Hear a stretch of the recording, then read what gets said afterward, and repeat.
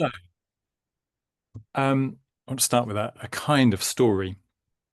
When Europeans brought sheep and cattle to Australia, they also brought European plants on which these animals could graze.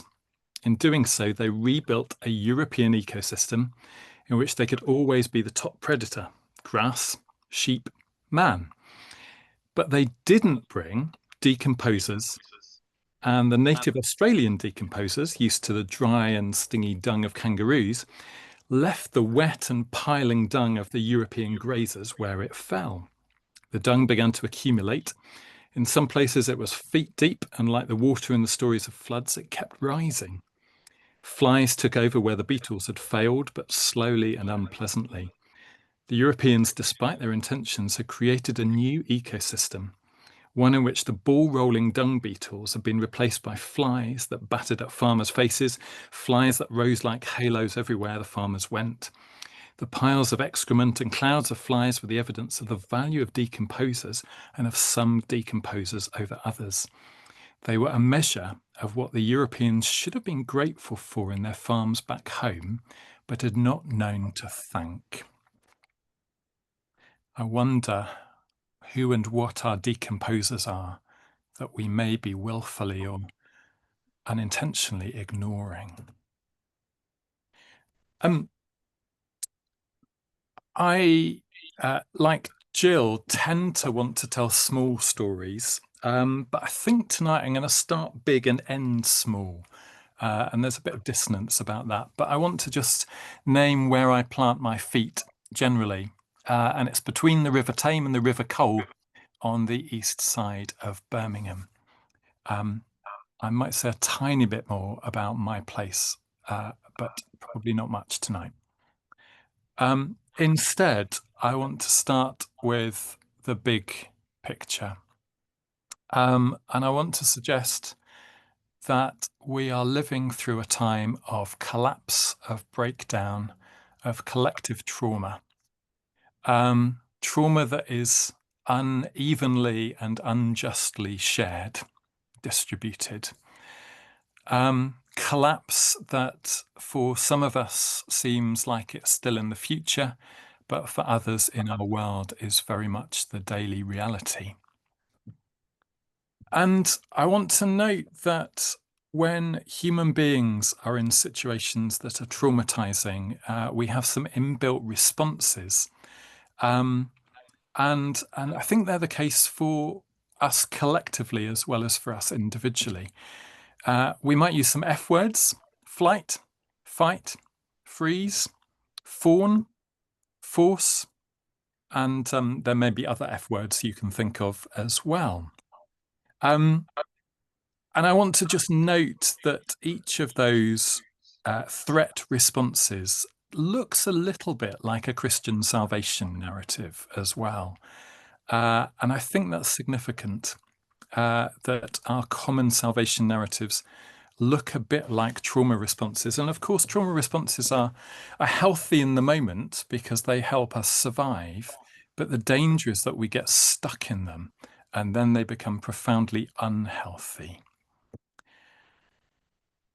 And at that point, naming just one of the traumas that we're living through at the moment, a genocide in the Middle East, I want to just pause for a moment and let's just take a moment to breathe and to be in silence.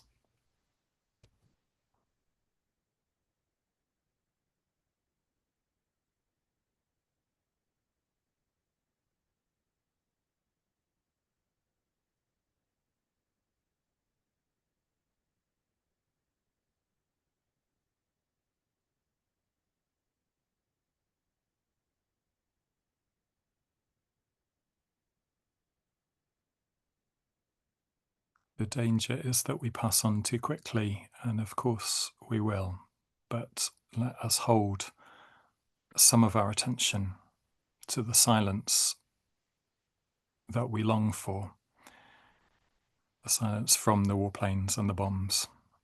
And let's hold our attention to the earth that receives human violence as much as other humans do. Another way of describing our response to collective trauma is denial, collective denials. And here for me, Vanessa Machado de Oliveira's book, Hospicing Modernity, is really helpful in naming a lot of this stuff. Denials of systemic, historical, and ongoing violence, denials of the limits of the planet, denial of our entanglement, and denial of the complexity of the problems we face together. So what do we do in a situation of collective and multiple denial? Well, I want to suggest that composting is one way to tread a different path. And I come at this from a number of directions, and one is theologians who engage with trauma.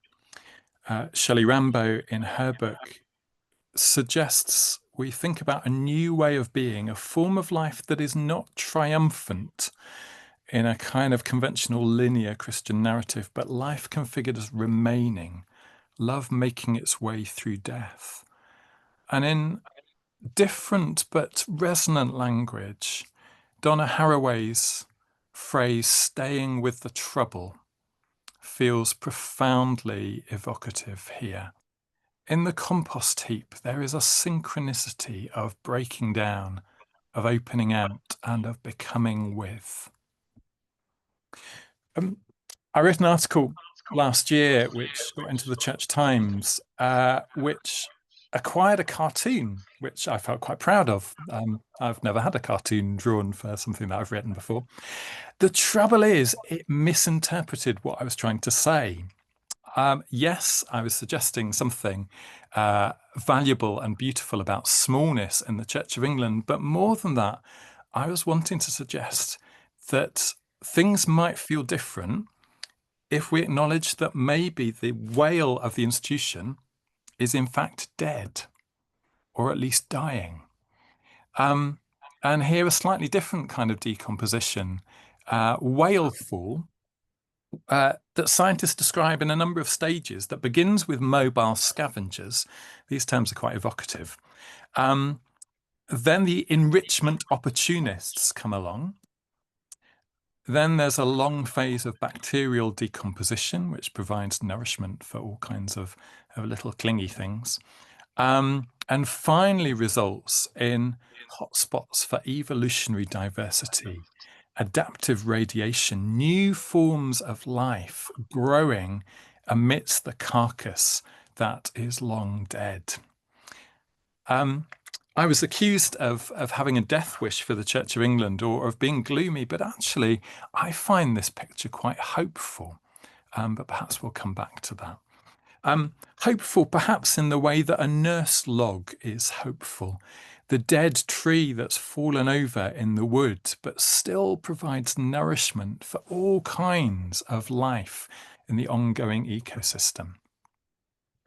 And Anna Woofenden's delightful book about a community, a church community that grew up in a garden around the compost heap, points us towards God, the divine composter, that can make something good with all the stuff that perhaps we would rather avoid or deny. The compost heap invites us to a dark night of the soul, or perhaps a dark night of the soil. My friend Sam Ewell is on this call, and his phrase, God's preferential option for the discarded, is what the compost heap teaches us. The Nigerian thinker Bayo Akomolafe talks about going deep into the soil to learn from those who have been pressed to the soil, and in the process unlearning mastery, unlearning our temptation to dominate, and learning to die well, not just for the Church of England, but maybe that's a place to start. But these are not metaphors, or rather they are rich metaphors, but they're not just metaphors. Emma Leitz-Bilecki, in a book that's just about to come out, Decomposing Holy Ground, reminds us that actually if we're to think with soil, we need to know soils in the particular. and not merely use them as metaphors? How can we love what we do not know? How can we know what we do not touch? And Robin Wall Kimmerer, Indigenous botanist, reminds us that it's not just about us loving the earth, but the earth loving us. And what might happen if we begin to be radically receptive to the love that the earth is offering us?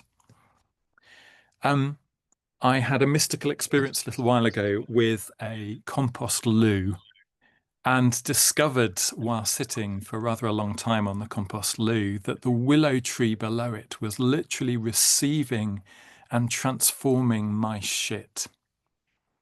If mastery in all its forms is traumatizing, even for those of us who supposedly benefit from it, then what might we learn by facing and following our shit? Literal and individual, but also collective and metaphorical. There might be an invitation, like the willow tree underneath the compost loo, to new kinds of intimacy with the places that receive our shit and the ecosystems that either have to survive with it or do something creative with it. There isn't time, I suspect, for us to do a bit of Christological thinking, but the story, the Egyptian myth of Osiris, the god who is chopped up into lots of pieces and then scattered and planted across the earth in a way that allows for thorough decomposition, I think might be creative to put alongside the story of the death and resurrection of Jesus, that maybe sometimes risks being a little bit too unearthly, or at least not in the earth for long enough. We might find ourselves wandering from Jesus bread towards Jesus the willow tree, or Jesus the compost heap.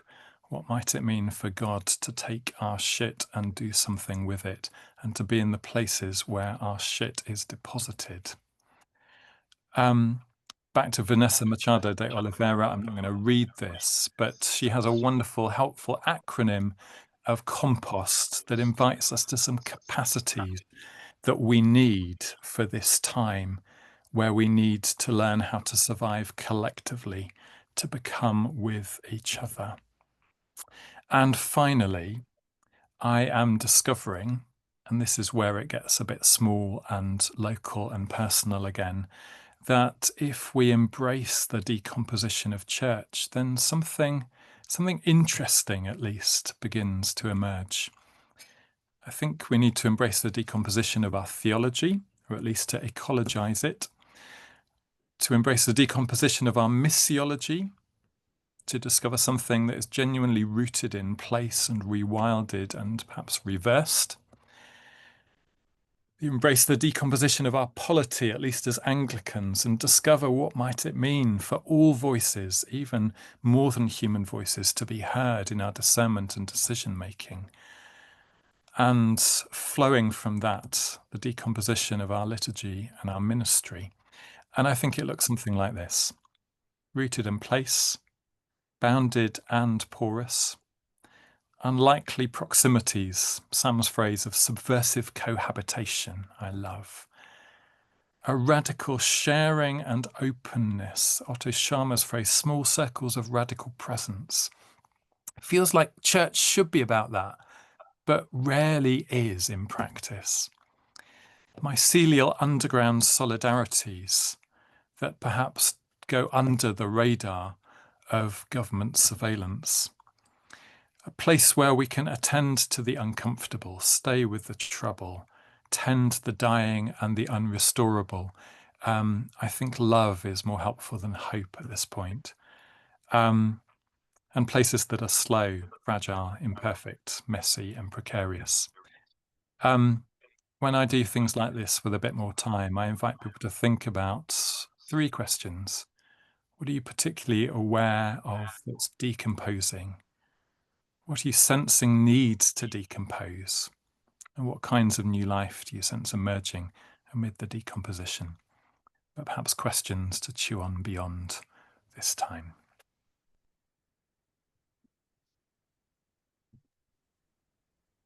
Thanks, Al, very much. I mean, again, that was a